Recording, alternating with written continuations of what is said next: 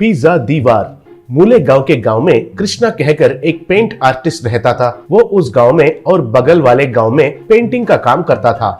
एक दिन कृष्णा के पास उनका गुरु नरेश आया। उनको देखकर कृष्णा, क्यों भैया, आजकल कहीं नजर नहीं आ रहे हो? शहर में पूरा काम तुम अकेला ही कर रहे हो क्या?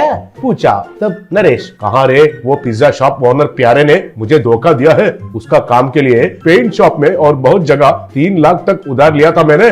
अब ब्याज के लिए सब मेरे पीछे पड़े तो मैं अपना ससुराल भाग गया था। अब 1 लाख लाकर कुछ लोगों को चुकाया और अब 2 लाख चुकाना है, कहा। तब कृष्णा, भैया एक फोन तो कर सकता था ना, तुम बीच में चले गए हो कहकर। वो पिज्जा शॉप वाला पूरा काम मुझसे खत्म करवाया है भैया, मुझे भी 1 लाख देना है उसे। चलो भैया जाकर पूछते हैं, कहकर दोनों मिलकर प्यारे के पिज्जा शॉप में गए। उधर दोनों को देखकर प्यारे, ओहो, क्यों गुरु और शिष्य दोनों मिलकर आए हैं? आइए आइए, पिज्जा खाएंगे क्या? आपके लिए फ्री, कहा। तब कृष्णा, पिज्जा नहीं, कुछ नहीं चाहिए, पहले मेरा 1 लाख और नरेश भैया का 2 लाख, पूरा 3 लाख दे दो, कहा। तब प्यारे, देखो तुमने तो मुझे जैसे चाहिए वैसे डिजाइन नहीं बनाए हो, इसलिए तुम अपना हार मान लिए हो। ऐसे मैं भी अपना हार मान रहा हूँ। मैं आपको 1 रुपए भी नहीं दे सकता हूँ, खत्म हो गया है ना, कहा। तब कृष्णा, अरे पागल कहीं का, तुम एक काम करो, तुम्हें पिज्जा चाहिए तो उनको दीवार पर चिपकाओ, लेकिन ऐसे पागल जैसे हरकतें मत करो। तुम मर्यादा से पैसे देते हो कि नहीं? पूछा। इतने में पिज्जा खाने के लिए एक कस्टमर आया। तब प्यारे से कस्टमर, ये क्या है? ये पिज्जा है या सूखा गोबर का गोला? इतना मजबूत क्यों है? इसको देखने से मुझे खाने के लिए मन नहीं कर रहा है, इसे तैयार करने वाले का मुंह पर फेंकने का मन कर रहा है, कहा। तब प्यारे, क्यों रे एक्स्ट्रा कर रहे हो?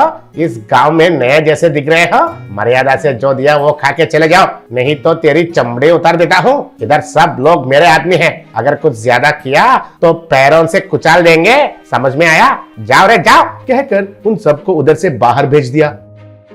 बाहर आने के बाद कृष्णा से कस्टमर, इस बदतमीज का हरकतें बहुत ज्यादा हो गए हैं, बहुत शैतान जैसा बन गया है। इसे अगर कोई कुछ नहीं किया तो इसको बुद्धि नहीं मिलता है। अगर मैं भैंस होता तो उसके मुंह पर गोबर करता था, छी छी, कहकर चला गया। बाद में कृष्णा से नरेश, देखो छोटे भाई, ये हमें पैसे नहीं दिया और देगा भी नहीं। इससे पहले उसने जैसे कहा था वैसे मैंने जो लगाया उस पेन को मैं खुद खराब करता हूँ। रात में आकर इस नमूना शॉप पर पूरा गोबर डाल देंगे क्या? पूछा।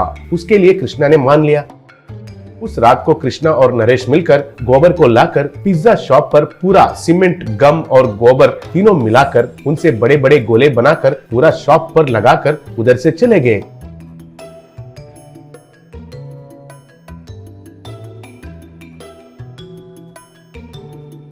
अगले दिन सुबह प्यारे शॉप के पास आने से लोग शॉप के आगे खड़ा होकर देखकर हंसने लगे।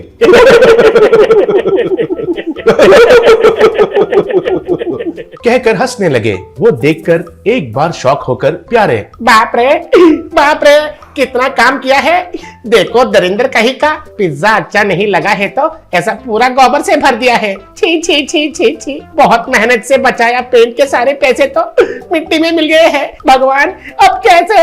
कहकर रोने लगा। तब गांव में एक व्यक्ति, ऐसा रोना मत रे गधा कहीं का, तुम्हारा दरिंदर पूरा गांव में फैल जाता है। देखो जाके नरेश भाई से मिलो, वही कुछ रास्ता बताएगा, नहीं तो फिर से पूरा काम शुरू करो, कहा।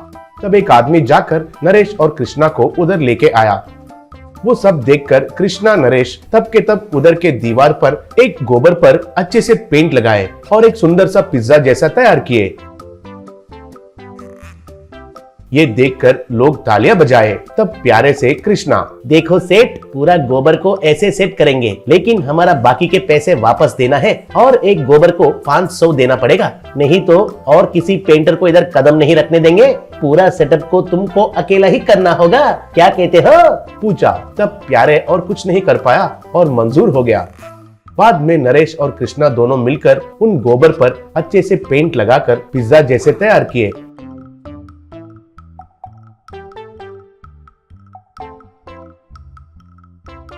वो पूरा एक सुंदर सा डिजाइन जैसा तैयार होकर वो पिज्जा शॉप बहुत मशहूर बन गया। प्यारे को भी वो डिजाइन अच्छा लगकर नरेश वालों को पूरे पैसे चुका दिया।